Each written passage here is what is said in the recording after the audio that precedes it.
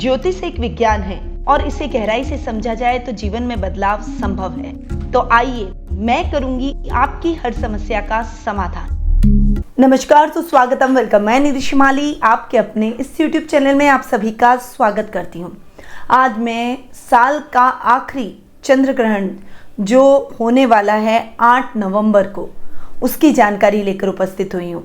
कुछ विशेष बातें हैं, कुछ फैक्ट्स हैं जिसके बारे में मैं आज आपको बताऊंगी। देखिए, सूर्य ग्रहण सदैव अमावस्या के दिन होता है। चंद्र ग्रहण पूर्णिमा के दिन माना जाता है। खगोल शास्त्र के अनुसार 18 वर्ष और 18 दिन में 41 सूर्य ग्रहण और 29 चंद्र ग्रहण पड़ते हैं। यदि साल में कोई भी 2 ग्रहण हो तो वे दोनों सूर्य ग्रहण ही होंगे, इसकी संभावना अधिक रहती है। साल में 7 लगभग ग्रहण लग सकते हैं। अब जब सूर्य और चंद्र के बीच में पृथ्वी आ जाती है तब चंद्र ग्रहण की स्थिति उत्पन्न होती है। तीनों एक ही रेखा में, एक ही अक्षांश पर आ जाते हैं और पृथ्वी से चंद्रमा आच्छादित हो जाता है। यदि चंद्रमा का कुछ हिस्सा आच्छादित होता है तो आंशिक चंद्र ग्रहण, और अगर पूर्ण चंद्रमा ही पृथ्वी के द्वारा आच्छादित किया जाता है तो पूर्ण चंद्र ग्रहण की स्थिति बनती है। इस समय चंद्रमा को सूर्य से ही प्रकाश प्राप्त होता है। आखिरी सूर्य ग्रहण अभी ही रिसेंटली दीपावली के दूसरे दिन यानी 25 अक्टूबर को आया है और उसके 15 दिन बाद में चंद्र ग्रहण जो कि 8 नवंबर को होने जा रहा है। और 15 दिन बाद में आप सभी जानते हैं कि देव दीपावली मनाई जाती है, तो 15 दिन बाद यानी 8 नवंबर को देव दीपावली के दिन ये चंद्र ग्रहण पड़ेगा। भारतीय समय के अनुसार ये चंद्र ग्रहण 8 नवंबर को शाम करीब 5:32 से प्रारंभ होगा और लगभग 7:27 तक चलेगा। अब आप सभी जानते हैं कि जब भी ग्रहण लगता है उसके 12 घंटे पहले सूतक काल प्रारंभ हो जाता है।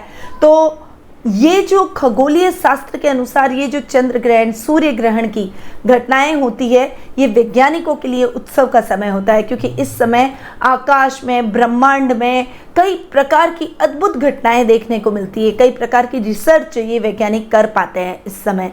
परंतु हमारे ऋषि मुनियों के अनुसार ये ग्रहण काल इतना अच्छा और शुभ नहीं माना जाता है, क्योंकि ग्रहण काल के दौरान कई प्रकार के जीवाणु और कीटाणु पैदा हो जाते हैं और बहुत अधिक संख्या में वे बढ़ जाते हैं, और उस वजह से इस ग्रहण काल में कोई भी शुभ कार्य नहीं किया जाता। कई बातों का ध्यान रखना चाहिए, उसके बारे में मैं आपको बाद में बताने वाली हूँ।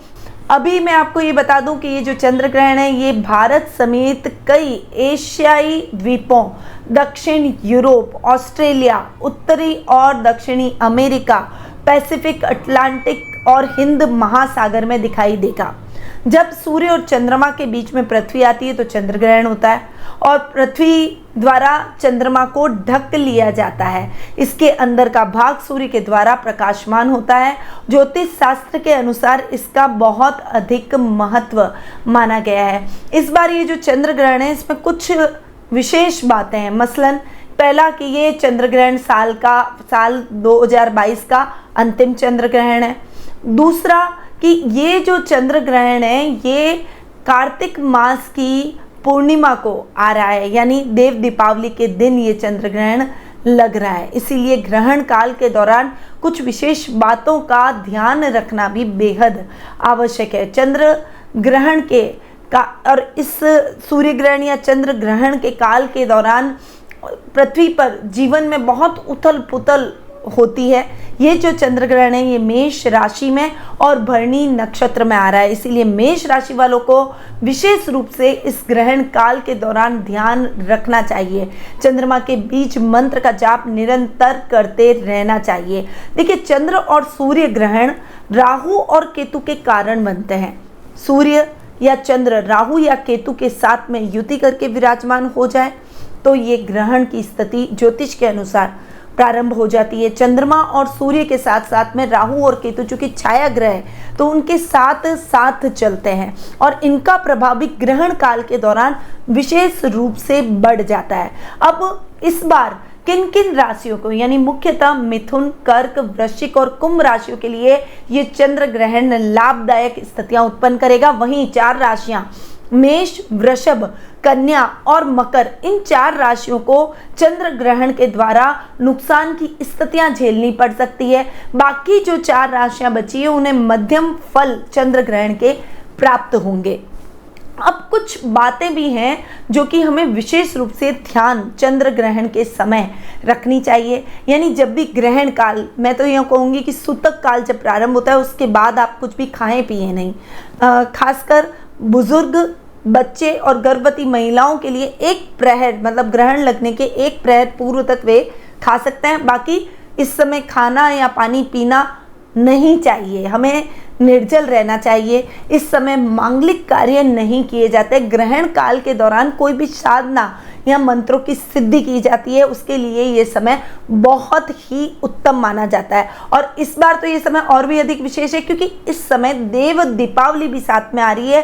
तो ये जो देव दीपावली का समय है और ग्रहण काल भी उस दिन लग रहा है, तो इस ग्रहण काल के दौरान आप कोई भी मंत्र या साधनाओं की सिद्धि कर सकते हैं। जैसे बगलामुखी साधना कर सकते हैं, महामृत्युंजय मंत्र का जाप कर सकते हैं, गायत्री मंत्र की साधना कर सकते हैं, कोई हवन के माध्यम से माँ लक्ष्मी की मंत्रों का जाप भी किया जा सकता है। हवन ग्रहण काल में किया जा सकता है क्योंकि हवन में जो विशेष सामग्री होती है वो आसपास के रोगाणुओं, कीटाणुओं और नकारात्मक ऊर्जा को खत्म करने में सहायक साबित होती है। ग्रहण काल के दौरान भजन कीर्तन करना भी बेहद लाभदायक होता है। गर्भवती महिलाओं को ग्रहण काल के दौरान विशेष सावधानी रखनी चाहिए। अगर आपके ग्रहण काल में कोई भोजन पड़ा है तो उस पर कुशा आपको रख देनी चाहिए, ताकि ग्रहण काल में जो जीवाणु और कीटाणु बढ़ जाते हैं तब भोजन पर वो कुशा रखने से उस कुशा पर वे जीवाणु कीटाणु एकत्रित हो जाते हैं और ग्रहण काल के बाद में इस कुशा को फेंक देना चाहिए। चंद्र ग्रहण के दौरान यात्राएं नहीं करनी चाहिए, बाहर नहीं निकलना चाहिए।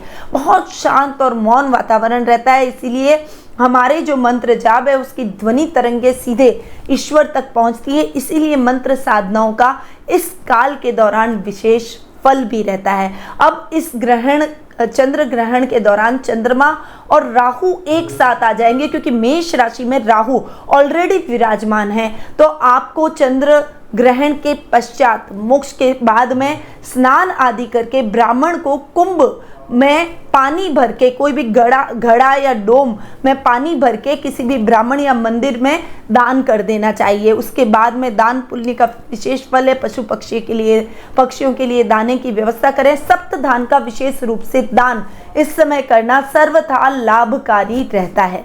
तो ये है चंद्र ग्रहण के व्याख्या जो कि मैंने अभी आपको बताई। 8 नवंबर को पढ़ने वाला है। बहुत ज़्यादा सावधानी के साथ आगे बढ़े। अब मैं अपनी वाणी को यहीं विराम देती हूँ। स्वस्थ रहिए, व्यस्त रहिए, मस्त रहिए और सदैव मुस्कुराते रहिए। जय श्री राधे कृष्णा।